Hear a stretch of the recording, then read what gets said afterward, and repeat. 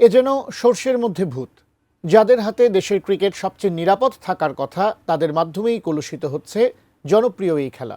বাংলাদেশের ঘরোয়া ক্রিকেটে ম্যাচ পাতানোর অভিযোগ অনেক পুরানো। ফিক্সিং রোধে বিসিবি সাম্প্রতিক সময়ে বেশ কিছু কঠোর ও কার্যকরী পদক্ষেপ গ্রহণ করেছে।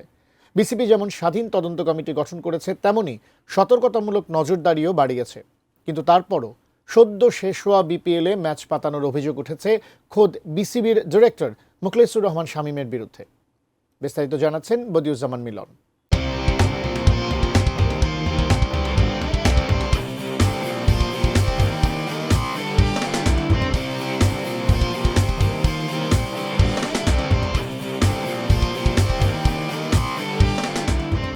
বাংলাদেশের ঘরোয়া ক্রিকেটে ম্যাচ পাতানোর অভিযোগ বেশ পুরনো।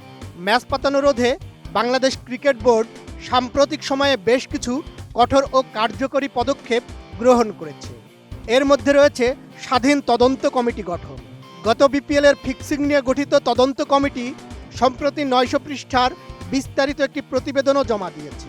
বিপিএল সহ অন্যান্য ঘরোয়া টুর্নামেন্টে ফিক্সিং রুখতে বিসিবির ইন্টিগ্রিটি ইউনিট সিআইডির সঙ্গে সমন্বয় করে কাজ করছে। পাশাপাশি চালু করা হয়েছে সতর্কতামূলক নজরদারি।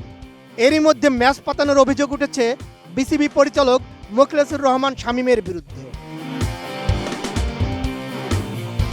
ক্রীড়া সাংবাদিক রিয়াসাত আজিমের এক প্রতিবেদনে উঠে আসা তথ্যতে দেখা গেছে, ক্রিকেটারদের অ্যাডভান্স দিলেই ফিক্সিং করাতে রাজি করানো যায়।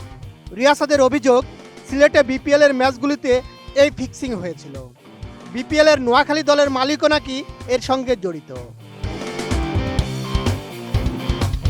নিজের ইউটিউব চ্যানেলে রিয়াসাত 14.5 মিনিটের একটি ভিডিও প্রকাশ করেছেন। সেখানে বিসিবি ডিরেক্টরের সঙ্গে ফোনালাপের অডিও ক্লিপ প্রকাশ করেছেন তিনি। রিয়াসাতের অভিযোগ, সিলেটে বিপিএলের ম্যাচগুলিতে এই ফিক্সিং হয়েছিল। বিপিএলের নোয়াখালী দলের মালিকও নাকি এর সঙ্গে জড়িত।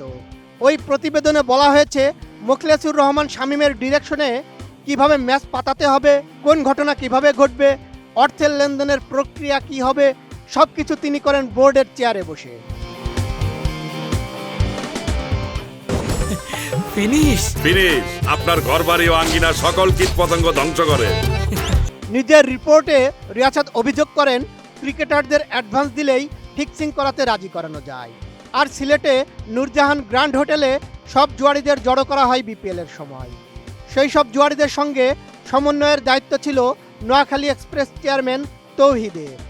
এমনকি রাজশাহীতে প্রিমিয়ার লিগ আয়োজন করে সেখানেও ম্যাচ ফিক্সিং করানোর পরিকল্পনা আছে বিসিবি পরিচালক মুখলেসুরের। এমনকি এর আগের বিপিএলেও ম্যাচ পাতানো হয়েছে বলে অভিযোগ আছে। প্রকাশিত অডিওতে অভিযুক্ত মুখলেসুর রহমান শামীমকে বলতে শোনা যায়, ম্যানেজ করার জন্য নাকি তিনি নিজের পকেট থেকে বিসিবি প্রেসিডেন্ট, ভাইস প্রেসিডেন্টকে পর্যন্ত টাকা দিয়েছেন। গত 21 জানুয়ারি বিপিএলের দ্বিতীয় কোয়ালিফায়ারে রাজশাহীর কাছে 12 রানে হেরেছিল সিলেট টাইটান্স। এরপর সেই ক্ষোভে উপদেষ্টা ফাহিম আল চৌধুরী পদত্যাগ করেন। ম্যাচ শেষে কাঁদতে কাঁদতে তিনি অভিযোগ করেছিলেন, তার দলেরই একজন নাকি ম্যাচ ফিক্সিং করেছিলেন। এরই জেরেই নাকি রাজশাহীর কাছে হেরেছে সিলেট। তিনি অবশ্য কোনো ক্রিকেটারের নাম নেননি। সেই অভিযোগের মাঝেই এবার দাবি করা হলো, খোদ বিসিবি পরিচালকই নাকি ম্যাচ ফিক্সিং এর সঙ্গে যুক্ত।